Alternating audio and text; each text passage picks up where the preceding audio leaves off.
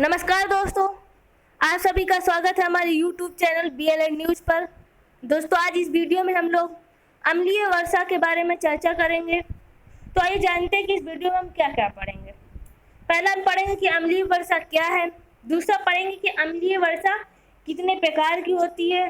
तीसरा पढ़ेंगे अम्लीय वर्षा के कारण क्या-क्या हैं और चौथा पढ़ेंगे अम्लीय वर्षा के प्रभाव क्या हैं और पांचवें में पढ़ेंगे अम्लीय वर्षा के निराकरण के उपाय क्या हैं, अर्थात अम्लीय वर्षा को हम किस प्रकार रोक सकते हैं। ऐसे कौन से उपाय करेंगे जिससे हम अम्लीय वर्षा को रोका जा सकता है। तो आइए पढ़ते सबसे पहले अम्लीय वर्षा क्या है। तो दोस्तों, अम्लीय वर्षा का वास्तविक अर्थ उस वर्षा हिम, ओला और कोहरा से है जिसमें कार्बन डाइऑक्साइड, जिसका रासायनिक सूत्र CO2 तथा सल्फर डाइऑक्साइड SO2 तथा नाइट्रोजन की ऑक्साइड NO2 घुले हों, जिनसे तनु सल्फ्यूरिक अम्ल H2SO4 तथा नाइट्रिक अम्ल HNO3 बनते हैं।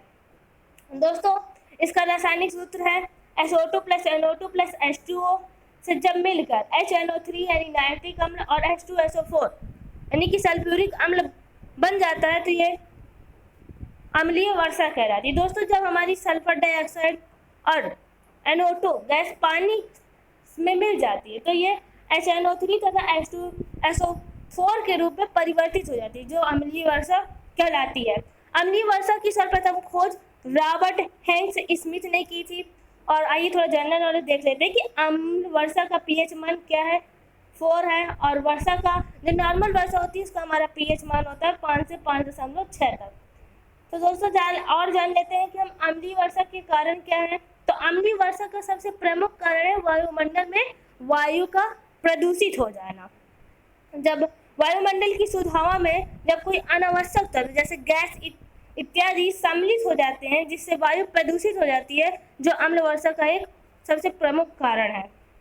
अम्ल वर्षा का प्रमुख कारण SO2 तथा NO2 होते हैं, जो वायुमंडल में पहुंचकर वायुमंडल में विद्यमान H2O यानी कि जल के साथ क्रिया करके अम्लीकरण बनाते हैं। ये दोनों SO2 तथा NO2 मिलकर पानी H2O के साथ रासायनिक अभिक्रिया करके क्या बनाते हैं, H2SO4 तथा HNO3 का निर्माण करते हैं, जो अम्लीय वर्षा कहलाती है।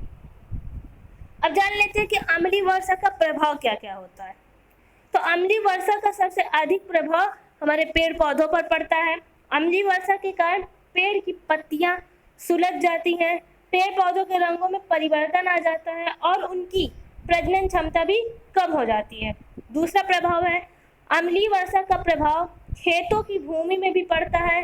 अम्लीय वर्षा के कारण खेतों की भूमि भी क्या हो जाती है, उनकी उर्वरक क्षमता नष्ट हो जाती है, जिससे हमारी फसल अच्छी नहीं होती। तीसरा प्रभाव है इसका अम्ल वर्षा का प्रभाव जलीय जीवन में देखने को भी मिलता है। अम्लीय वर्षा में जल में तांबा, एल्यूमिनियम, निकेल, सीसा, कैडमियम आदि की अधिकता हो जाने के कारण मछली और अन्य जलीय जीवों पर क्या पड़ता है, इसका बुरा प्रभाव पड़ता है, जिसके कारण उनकी क्या हो जाती है, मृत्यु भी हो जाती है। चौथा प्रभाव है अम्ल वर्षा का प्रभाव प्राचीन इमारतों, स्मारकों तथा भंवरों में भी पड़ता है। अम्ल वर्षा में इसकी दीवार क्या हो जाती है, कमजोर हो जाती है। इसका ताज़ा उदाहरण है ताजमहल। आप देख रहे हैं कि इसकी दीवार लगातार कमजोर होती जा रही है और जो इसकी सफेदी है वो क्या है, पीलेपन में परिवर्तित होती जा रही है। इसका अगला प्रभाव पढ़ लेते हैं।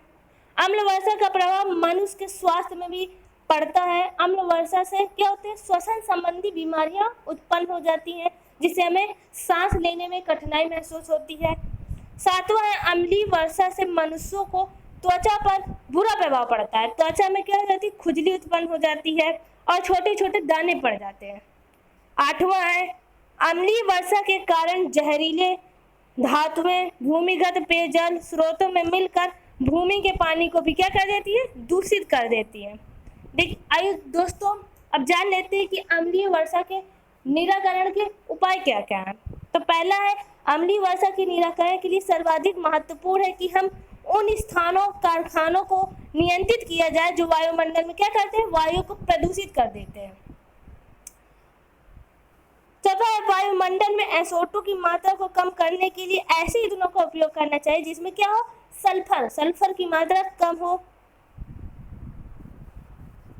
दोस्तों, और जान लेते हैं कि इसके निराकरण के क्या क्या उपाय हैं।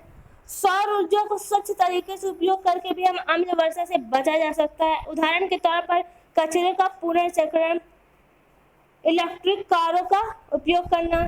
देखिए दोस्तों, जो गाड़ियों से निकलने वाला धुआं होता है वो हमारे वायुमंडल में उपस्थित वायु को सबसे ज़्यादा प्रदूषित करता है। यदि हम इसे रोक सके तो हम वायुमंडल में हो रही जो वायु प्रदूषित हो रही है उससे हम रोक सकते हैं।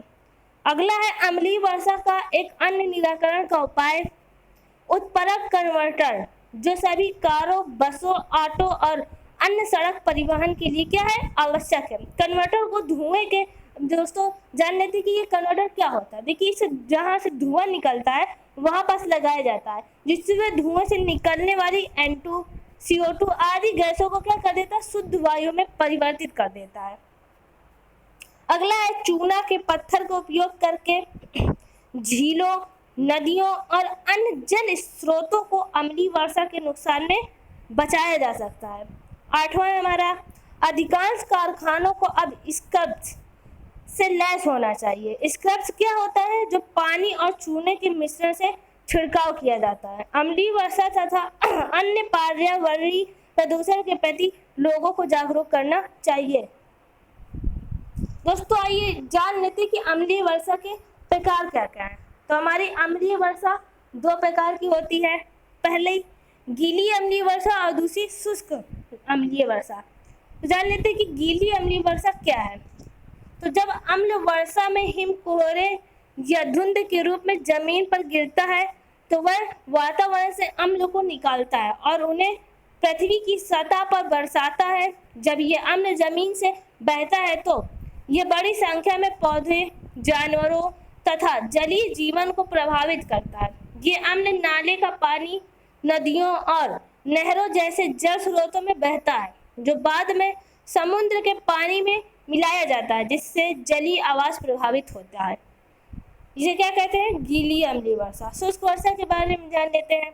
जब अम्लीय प्रदूषक धूल या धुएं में विलीन हो जाती है और शुष्क कणों के रूप में जमीन पर गिर जाती है, जिसे हम क्या कहते हैं, शुष्क अम्लीय वर्षा। इसे जमीन और अन्य सतहों जैसे इमारतों, कारों, घरों, पेड़ों और स्मारकों में चिपक जाती है। दोस्तों अगर आपको ये वीडियो पसंद आया हो तो इसे लाइक करिएगा और हाँ, सब्सक्राइब करना ना भूलिएगा।